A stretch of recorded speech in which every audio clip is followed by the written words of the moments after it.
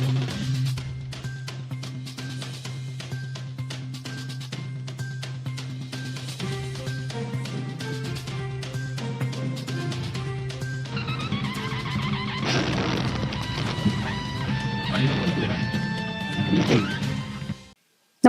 आपण पाहता Hirkani news. Hirkani news प्रत्येक क्षण ताज्या घडामोडी आणि महत्त्वाच्या प्रत्येक बातमीसाठी नेहमी तत्पर.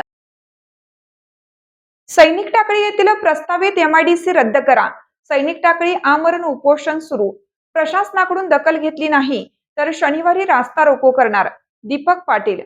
मौजे सैनिक टाकळी गावाचा सैनिकी इतिहास पाहता गावातील 18 शहीद जवानांनी देशासाठी आपले सर्वोच्च प्राणाचे बलिदान दिलेले आहे. अशा गावचा अभिमान शिरोळ तालुक्यासह कोल्हापूर जिल्ह्याला आहे.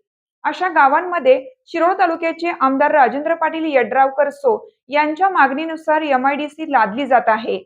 यापूर्वी गावाने सैनिकी परंपरेला अनुसरून त्या गायरान जमिनीवरती सैनिक स्कूल, केंद्रीय विद्यालय, भरतीपूर्व प्रशिक्षण केंद्रासाठी क्रीडांगण, माजी सैनिक हाऊसिंग सोसायटी यासारख्या मागण्या केलेल्या आहेत.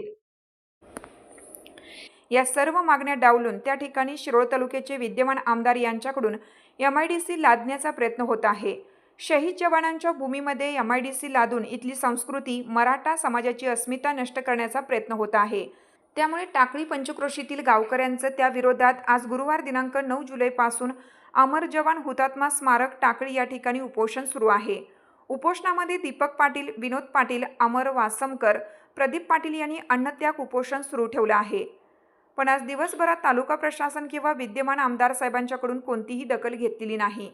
त्यामुळे नाईलाजास्तव शनिवारी 11 जुलै रोजी सकाळी 12 वाजता कुरुंदवाड चिकोडी रोड, दसरा चौक, टाकळी या ठिकाणी रास्ता रोको करण्याचा इशारा आंदोलन अंकुश जिल्हाध्यक्ष दीपक पाटील यांनी यावेळी दिला.